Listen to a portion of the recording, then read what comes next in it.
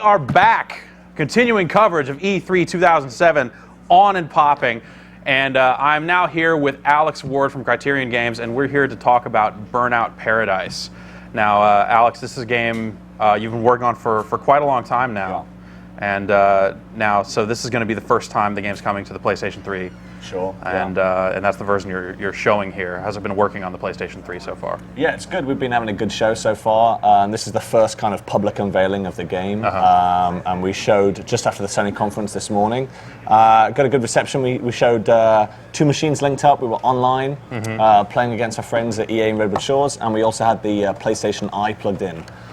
Which is pretty good. So I got to see. Now, how does that work? Now, you have camera support in a driving game. It's not an immediate. Well, we figured cameras are cool, right? I mean, we bought Live Vision camera. We had iToy originally when it came out. Right. And we figured, at Criterion, we played a lot of Uno on Live when it first came out.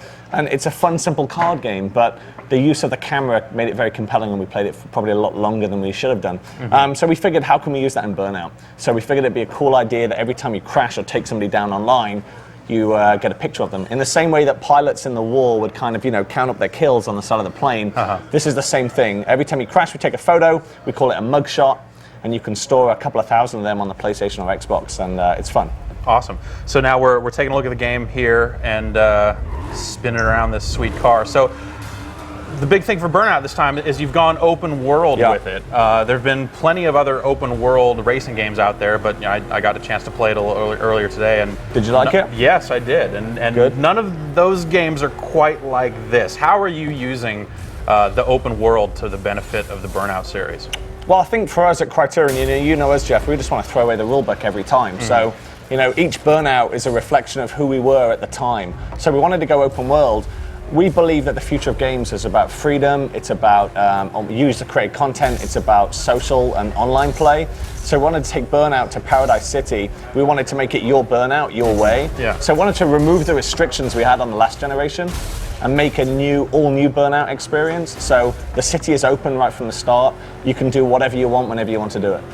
How big would you say the city is? Is it, in kilometers, I guess it's big. It takes about 9 or 10 minutes to drive across from side to side, but it's hard in Burnout because you drive some pretty fast cars. So it's probably about 16 or 17 Burnout tracks of old put together. So it's totally free. It's totally seamless. There's no loading. Once the game's in, you're good to go. So it's an open world, but what do you actually do in that world? There are still events and stuff. How do you start these events? How do you find just like in real life, Jeff, in real life, if you want to race someone, you don't press pause in your car and go to a menu and stuff. So in real life, you tend to pull up at traffic lights and then race the guy. If you've seen the old George Lucas movie, American Graffiti, it's a bit like that. So all you got to do is roll up to the lights and hit the triggers on the controller. And if there's other people around you, you're going to race.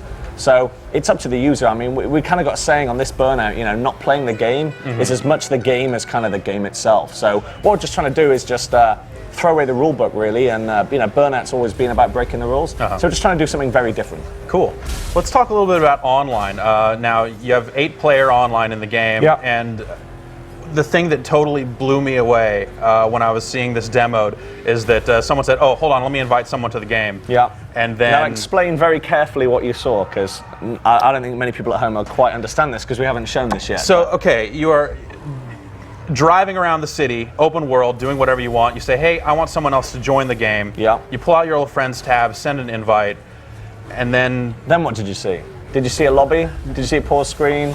No, it did loading. No, what did you see? Right, it's I online, just right? saw the other player was there. You just saw the thing. So it was a completely seamless experience joining the game. So what we wanted to do is keep you in the game the whole time, right? We didn't want you to take you out of the experience because Burnout's pretty fast. So we call this seamless, free burn. And what we want to do is do away with lobbies. There's a lot of PC paradigms that dominate gaming. And we're on the PlayStation and the Xbox. It's not the PC yet. So what we want to do is throw away those PC conventions and just do it our way. So you invite someone to your game. It's very quick. It's very seamless. You can invite your friends. We just wanted to make it easy for people to get online.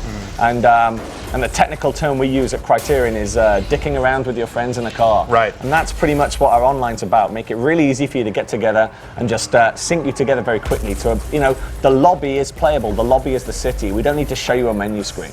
And on top of that, you know, there are a bunch of different records and things that you can earn while you're just kind of free burning around. How does that sort of stuff work? We have something called road rules, right? In open world game, a lot of games, what you just do is drive around dots on a map, and that's pretty boring. We want to use the whole city for gameplay. Our city is built for gameplay. Our art guys, we don't just kind of build the world and then build the car and try and make something up. Our world is built for Burnout. It's built for takedowns. It's built for jumps and smashes and stunts. Yeah. What we wanted to do is give meaning to every road in the game. So every road in the game is named. They're named after us. They're named after guys on the team. Nice. So each road has gameplay attached to it, right? It has who was the fastest on this stretch of road, and also who was the most destructive, who did the biggest crash. And we call these road rules.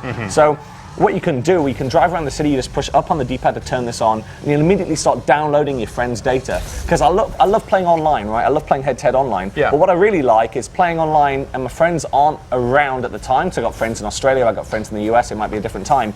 I want to be able to play with them and compete against them, and the game tell me what they've been up to while I've been away.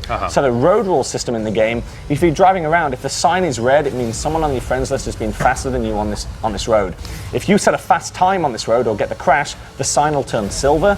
You're the ruler, the silver ruler of this road. And if you're the best, if you're the fastest and the most destructive, the sign turns gold. So you can drive around the city and rule all the roads. Pretty cool way to use gameplay for the whole world, because a lot of games just don't do this. A lot of open world games, you know, we say it's find the fun. You kind of drive around or walk around and there ain't much to do. So what I want to do is make sure there's Burnout gameplay around every corner. Awesome. Well, Alex, thanks a lot for coming by. Thanks a lot. Now, you're only showing the PlayStation 3 version, correct? It's also coming to Xbox 360. Coming to Xbox 360 as well at the end of the year, yeah. We're only showing PS3, that's just because we only have like one pod to show it on, so. Okay, and how's the other version coming along? Kind of comparable to PS3? Other version's coming along pretty well. I got that in my bag. If people want to come down and show that, we'll try and dig that out and show it to them. Yeah, but other version's coming along well. 60 frames, open world, seamless online, all new Burnout. And it's out later this year. Out at the end of the year. Excellent. Thanks for coming by, Alex. Thanks, Jeff. All right. See you again. Footage continues. Check out more of our E3 coverage right here on GameSpot.